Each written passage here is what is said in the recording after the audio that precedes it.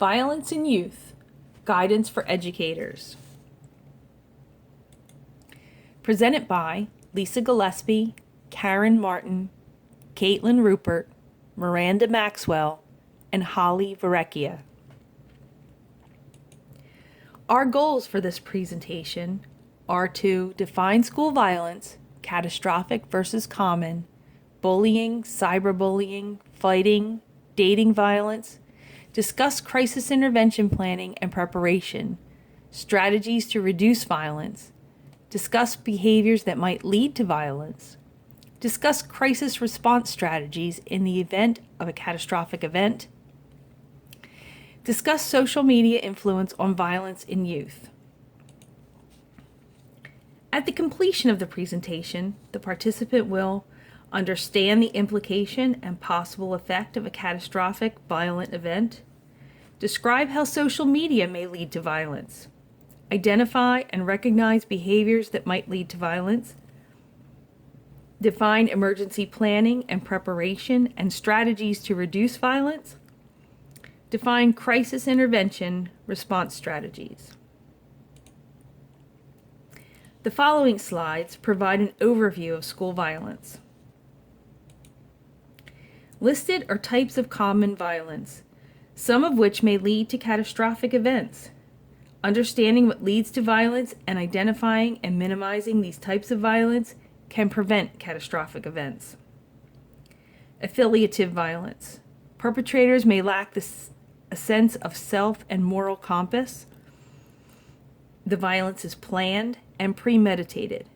Acts of terrorism as well as gang violence are examples of affiliative violence, and they can be catastrophic. Impulsive is the least predictable form of aggression and can occur at any time. It is spontaneous and unplanned. Examples would be physical school fights, bullying, and victim retaliation. Intimidation. This form of violence occurs when a person or group seeks to dominate another person or seeks personal gain. Both bullying and cyberbullying fall into this category. Cyberbullying could be widespread and difficult to detect. With so many social media outlets, the effect of this type of violence could be perceived as worse than traditional bullying. Controlling. This includes relational, dating, and domestic violence, and may be overlooked in schools. This could be physical or verbal harassment. Lesbian, gay, bisexual, and transgender youth are all susceptible to this type of violence. In fact, in a 2013 empirical study, found the prevalence of dating violence was higher in the LGBT youth. Catastrophic violence is an act of violence that inflicts mass damage. Unfortunately, school students have been targets throughout history. Catastrophic violence is a threat to public education. The United States leads the world in catastrophic school violence. The effect of this type of violence is devastating for the school, community, and the nation. In order to know how to prevent catastrophic violence, we must understand and distinguish among the different types of violence. Understanding the factors that lead to aggression and desperate or destructive behavior may prevent violence from occurring. Delusional violence is difficult to predict. There are elements of mental decompensation and impulsivity. In early stages, it may not be apparent the perpetrator is in the midst of a downward spiral. In later stages, odd speech, isolation, bizarre writing, and poor hygiene could all be observed. Retributive violence. This type of violence involves someone who is exacting revenge on a targeted group as a result of feeling tormented. The Columbine High School and Virginia Tech mass shootings are an example of this type of violence. Cyclonic violence. This is the most devastating type of violence. This perpetrator exhibits elements of impulsivity, delusion, and retribution. Like a cyclone, the intention is to destroy everything or everyone in its path. The Amish school shootings in 2006 were an example of this type. The next section covers bullying, cyberbullying, and social media influences. Bullying is by far the most important forms of youth violence today. According to the CDC, in a 2011 study, 20% of high school students reported being bullied on school property. Bullying is an important factor in reducing violence in the school setting. It can lead to different outcomes for the victim, bully, and the bystander. According to NoBullying.com, the victim can fall into many different mental health problems, including depression, anxiety, eating disorders, substance abuse, suicidal ideation, or in some cases, even committing suicide. The bully can continue to be a bully throughout their life, in the workplace or at home. They can also be a target for physical assault from a victim or a bystander, or maybe spend some time in jail. The bystander may be fearful of being the next target, suffer mental health problems, or even suffer extreme guilt from not stepping in to help the victim. Provided on the slide is a link to a fact sheet from the CDC that further discusses the impact of bullying in society. Sexting is when a nude picture or video is sent via text message or social media. According to a recent survey, 20% of teens have engaged in sexting. Students could be suspended from school, but what some don't realize is that they can be charged with felony child pornography. Teens who are the ones sending the picture are at risk for further emotional distress when the pictures are shared with people other than the intended recipient. The terms online harassment and cyberbullying are frequently used as if they are the same, but they are different. Online harassment is more closely related to stalking. According to the American Academy of Pediatrics, cyberbullying is deliberately using digital media to communicate false, embarrassing, or hostile information about another person. It is the most common online risk for teens. Cyberbullying is very common and can occur at any age. Children impacted by online bullying are likely to develop depression, anxiety, and isolation, all of which can lead to a risk for suicide. According to a national poll, the number of teenagers using social media sites has increased in the last 5 years. 22% of teens use social media more than 10 times daily, and more than half use social media more than once daily. 75% of teenagers own their own cell phones and use them primarily for social media, text messaging, or instant messaging. The popularity of social media can easily lead to issues including cyberbullying, privacy issues, and sexting. Facebook is the most common form of social media where most cyberbullying occurs. Teens who are bullied online are likely to isolate themselves from others and look for help and advice on the internet that may encourage substance abuse, unsafe sex, and destructive behaviors. Children who suffer from cyberbullying and depression are likely to become bullies and take their anger out in violence on others or in a form of self-harm and commit suicide. Next, we will explore factors that lead to violence. When violence occurs in the community or in the home and children are at the front lines witnessing it, there is an increased risk for these children to act out aggressively. Children who have been victims of physical abuse or neglect will also have an increased risk for acting violently. Because children are open receptors to learning, they will pick up the behaviors of those around them. If they are constantly being exposed to violent atmospheres such as domestic abuse, gang violence, neglect, or physical abuse, they are more likely to repeat those behaviors. They can start peer violence, such as bullying, show acts of dating violence, especially if they are exposed to intimate partner violence at home. They could be more susceptible to carry weapons and be overall more physically violent in nature. Although no factors are completely predictive of when and if an individual will become violent, studies have found certain commonalities among violent youth. Family influence plays many roles in development. Some factors are preventative, and some increase the risk of violence. The basic concept that hurt people hurt others applies when a child is raised in a harsh or even abusive household. Not being given the tools to express normal feelings of hurt or anger in a healthy way lead children to act out aggression. Even if the aggression is not coming from the child, but that child is witness to acts of aggression, that validates violence as a norm. Consistent discipline and monitoring by developmentally sensitive and supportive parents allow children to form positive bonds and experience life as safe and stable, reducing the risk of violent behaviors.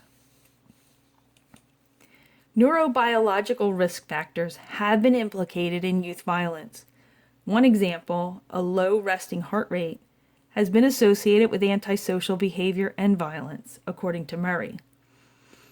One explanation is low heart rates are indicative of fearlessness and low arousal, greater understanding of the developing brain and how adaptive responses are affected by stressors in childhood, such as abuse, neglect, and separation, are being studied. The ethical concerns in this type of research make progress slow, but research with animals is showing a correlation between brain development and aggression. A school environment that promotes a feeling of confidence and safety reduces risk. Conversely, a chaotic school environment where fear of violence prevails increases the risk of violent behavior. The studies suggest a correlation of school readiness with cognitive, emotional, and social skills that prepare a student for success. Poor academic achievement indicates these skills are not well developed. One of the best predictors of future behavior is past behavior. Children who are displaying aggression are likely to engage in violent acts. 3 personality traits that relate to bullying: narcissism, psychopathy, and Machiavellianism are known as the dark triad. These people have a grandiose sense of self combined with power-hungry sense of entitlement and a lack of empathy. Studies show that parents who set limits on the amount and content of children's media offer a powerful protective factor against aggression. Although the correlation exists between violent media and violent behavior, millions of youth consume violent media and do not commit violent crimes.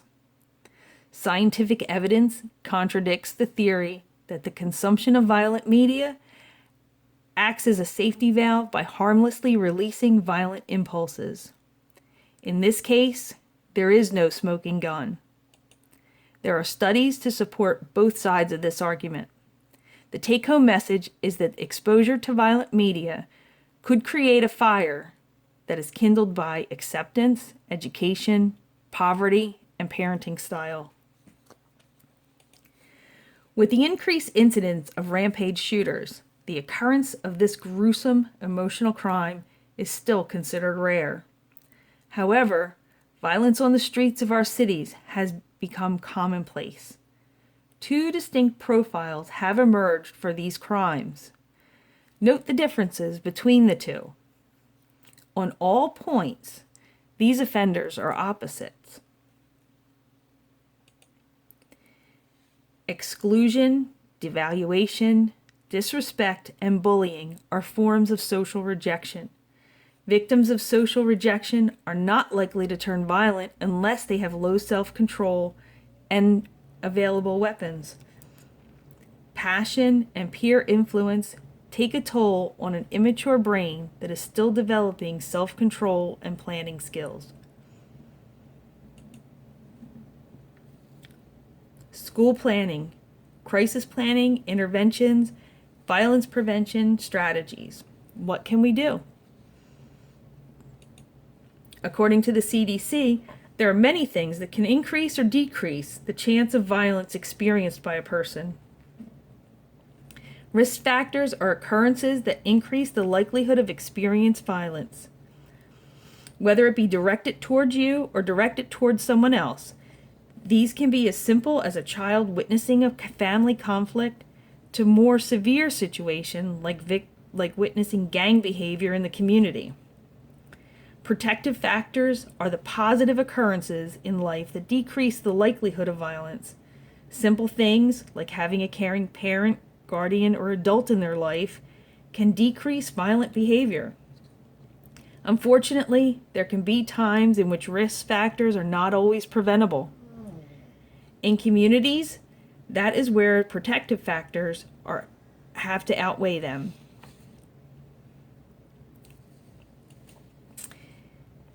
There are 3 phases for crisis planning in schools.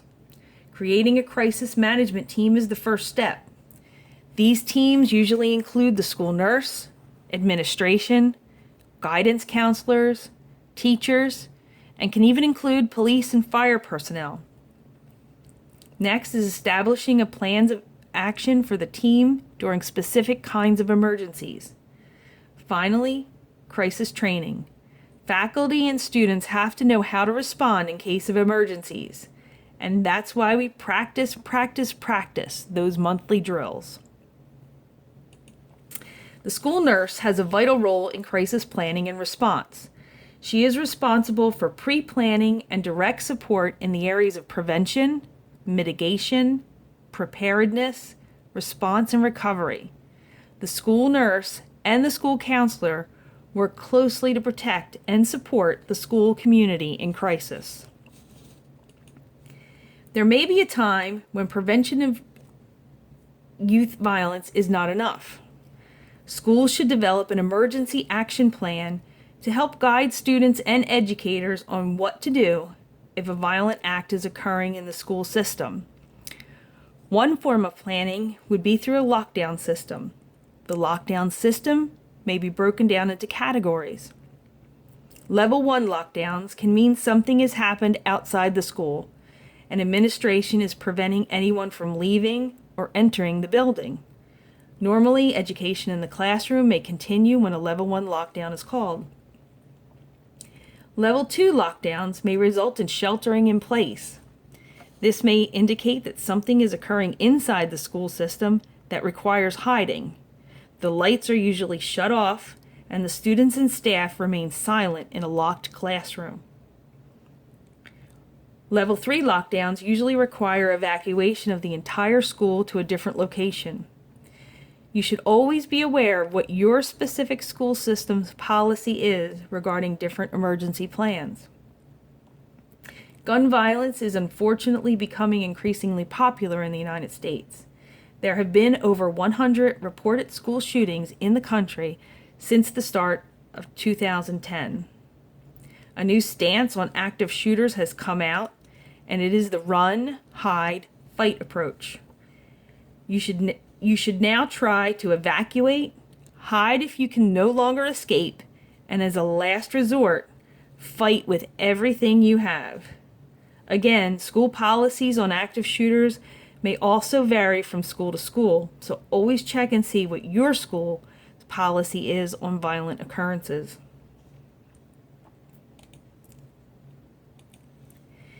Immediate response strategies. Remove the children from danger, administer first aid if necessary, and initiate a phone chain. Well-trained teams minimize tragedies in a crisis. The National Education Association has found that a zero-tolerance policy does not have the most positive effect in reducing school violence. The NEA determined expulsion and suspension are more likely to reinforce negative behavior by denying students opportunities for positive socialization in the school and nurturing a distrust of adults, both of which inhibit adolescent development. So, how do we create a healthy school environment? Prevention, teaching, reinforcing positive behavior, character education, and emotional support. There are alternatives to zero tolerance policies. Outlined here are 3 of the more popular programs used in the U.S. Targeted behavioral support for at-risk students encourages students to learn listening skills, how to resolve conflict, and how to help minimize anger and rage. Students will meet with program leaders on a daily or weekly basis to help work on these social skills. These programs can also be more individualized for more at-risk students to help them develop anger management plans or plans that help reduce stress. These programs may be extremely helpful in communities where violence is an everyday occurrence for students outside the school setting. Character education and social emotional learning programs are a preventative approach used to control violence and substance abuse in the school system. These programs try to shape the student's character by teaching core strategies to help the student stay away from negative behaviors. These programs also help steer students down a path of knowledge, positive attitudes, managing emotions, setting positive goals, caring for others, and developing positive relationships. School-wide positive behavioral interventions and support programs are broken down into a 3-tier system. The first approach is designed to prevent negative behaviors. This tier teaches what behavior is acceptable and rewards positive behavior. It also shows what could happen if negative behavior is displayed and the school's behavioral expectations. The second tier is directed toward more students who are at risk for violent behavior. These students may already be exhibiting signs of negative behavior, and this tier attempts to break through those walls and encourage more positive behavior to help the student succeed. The third tier, by far the most aggressive of the 3, is set to direct students who are already displaying signs of violent behavior. It has a more intense and individualized approach that may also include the help of family and the community. The NEA website further details the programs for those interested. The link is provided here. Thank you for viewing our presentation. The following slides provide you with the references used to prepare our presentation and some resources we felt would be useful in your practice. This fact sheet from the CDC outlines important facts regarding the understanding of youth violence. This slide shows a sample action plan and poster outlining the Run, Hide, Fight plan for an active shooter. This handout provides practical guidance for all staff that may encounter a bullying incident. The information was obtained from the New Jersey Department of Education Guidance for Schools on Implementing the Anti-Bullying Bill of Rights Act. These are our reference slides.